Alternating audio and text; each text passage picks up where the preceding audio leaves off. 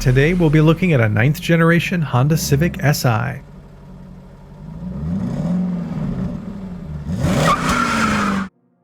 Don't forget to check the video description. I'll have links to everything that I'm using, and if you want to go to different sections of the tune-up, you can click on the links in there as well. O2 sensor replacement. So you're going to want to grab a wedge tool to remove the rubber cover on top of the nut for the wiper blade. And then you can use these wedge tools that I purchased, and they'll be in the description, to remove the plastic fasteners on the cowl trim.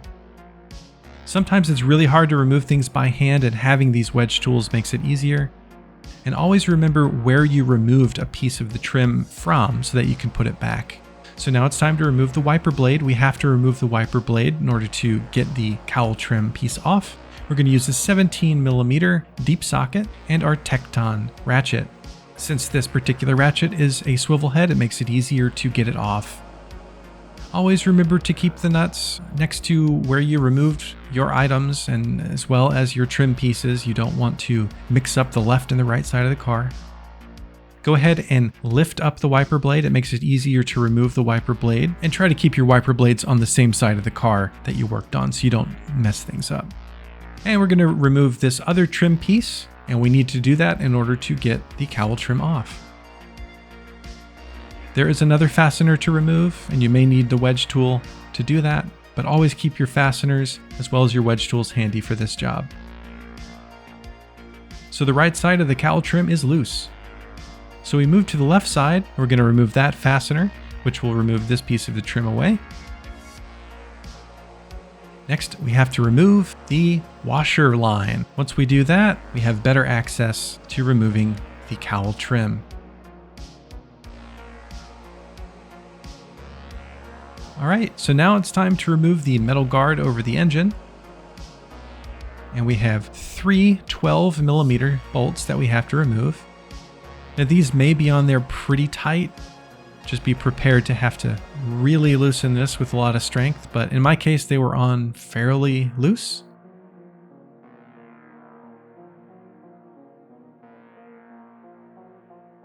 $10mm, and there is a bolt that requires an extension on your socket to reach.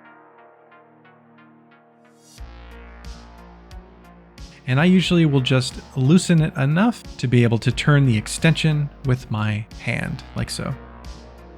Now this one is fairly deep in there. It's another 10mm.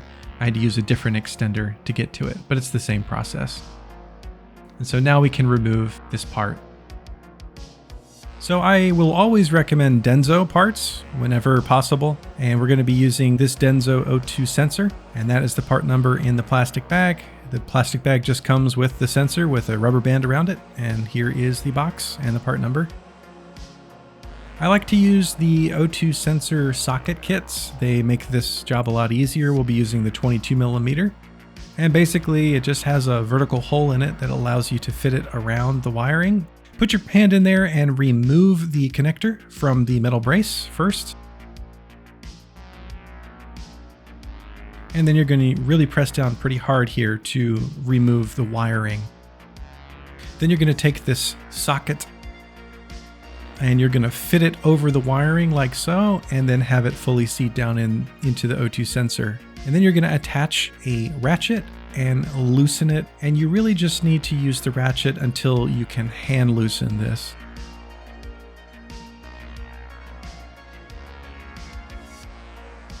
And then go ahead and detach that ratchet and lift the wire up and hand loosen the rest of the way. Try to be gentle here, you don't want to damage the threading.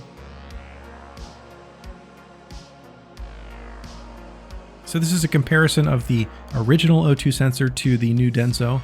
It looks almost identical. And then we have some anti-seize from Denso that we'll put on the threading. And this is mainly used so that whenever you take the O2 sensor off, it won't seize on you and rust. We don't necessarily have to use this, but I always will use it just in case I ever remove this O2 sensor from the engine again. I want to make it as easy as possible. So go ahead and hand tighten the O2 sensor. Start off by holding the wiring in one hand as you tighten with the other.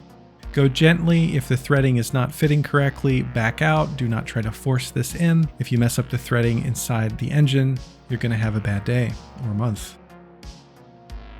So once it's fully tightened with your hand, go ahead and get an adapter on that 22mm socket with a torque wrench, and I'll give you the torque specs for tightening here. And just stop once you reach one click.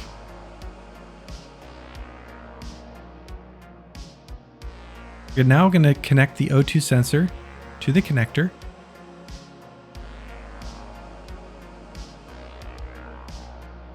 And then we're going to connect this line to that metal brace, and it should just snap right in. Finally, move the yellow sheathing to cover up the wiring closer to the sensor. All right, so now it's time to put the cowl and the cowl trim back on. The cowl is now on, and we're tightening the 12mm bolts. We're going to do the right and then the left side. And we'll finish up the 10mm here with a long extension. As you can see, it's really, really deep in there, so you need a nice extension tool, and there's 2 of those. Finally, we put the cowl trim on top. And we're going to reconnect this windshield wiper fluid line. But first we have to put the plastic here underneath, sort of in between these 2 other pieces of trim. Once we do that, we're going to reattach this line. Eventually, you're going to be able to test to make sure that the fluid comes out as you would expect. If it doesn't, then you didn't put it on correctly.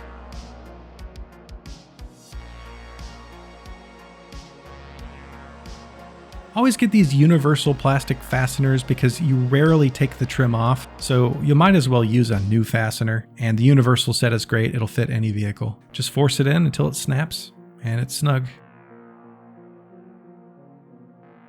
I use new fasteners all the time. I don't like reusing old ones, so pop those in.